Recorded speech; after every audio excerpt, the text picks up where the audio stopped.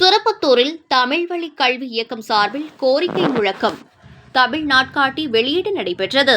சிவகங்கை மாவட்டம் திருப்பத்தூர் அண்ணா சிலை அருகில் தமிழ் வழி கல்வி இயக்கம் சார்பில் கோரிக்கை முழக்கம் தமிழ் நாட்காட்டி வெளியீடு நடைபெற்றது.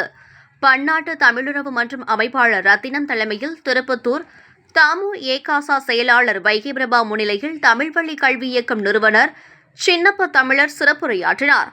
கூட்டத்தில் தமிழ் வழி கல்வி இயக்கம் பேராசிரியர் கோச்சடை, தமிழ்நாடு சிறுபான்மை மாநாக்குழு மாவட்ட செயலாளர் வேணுகோபால், தேவக்கோட்டை அரிமா திராவிடர் கழகம் தனபாலன், திருப்பத்தூர் தமுஎகச ஆசிரியர் தமிழ்வாணன், மதுரை உயர்நீதிமன்ற வழக்குரைஞர் இளையராஜா, தமிழ் வழி கல்வி இயக்கம் மாவட்ட செயலாளர் எழுகதிர், மக்கள் அதிகாரம் செயற்குழு நாகராஜன், திராவிடர் விடுதலை கழகம் பெரியார் முத்து, திருப்பத்தூர் தமுஎகச பொதிகை கோவிந்தராஜன் மற்றும் பலர் கலந்து கொண்டு பங்கேற்று கருத்துரையாற்றினர்.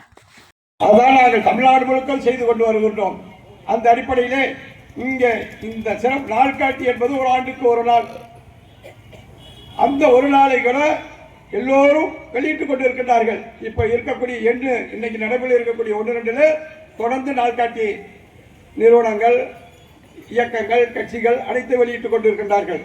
ஆனால் தமிழ் வழி கல்வி இயக்கம் இது 27வது ஆண்டாக இது தமிழ் நாள்காட்டி, தமிழ் தேசிய நாள்காட்டி என்ற அடிப்படையிலே இதில் வெளியிடுவதுடைய சிறப்பு என்னவென்றால், இது தமிழ் வழி கல்விக்கு இருக்கக்கூடிய சிறப்பை விட இந்த மொழியினுடைய தொன்மையெல்லாம் நாம் என்னதான் பேசினாலும் அதற்கு மூலமாக இருக்கக்கூடிய இந்த மண்ணிலே 7ஆம் தேதி 7/2/1902 தேவநேய பாவாணர்கள் பிறந்த நாள்.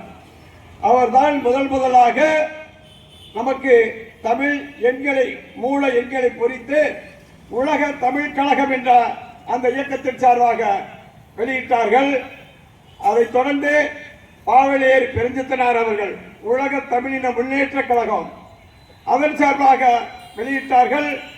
அதைத் தொடர்ந்து தமிழ்நாடு மார்க்சிய கட்சி அது அந்த தனித்தமிழ் இந்த எழுத்தை பொறித்து நாள்காட்டியை வெளியிட்டார்கள்.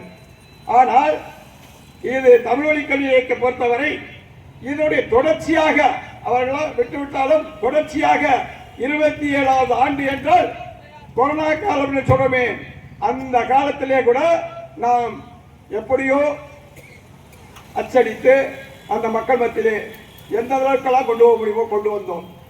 இதனுடைய சிறப்பை மட்டும் சொல்லிவிடுவோம்.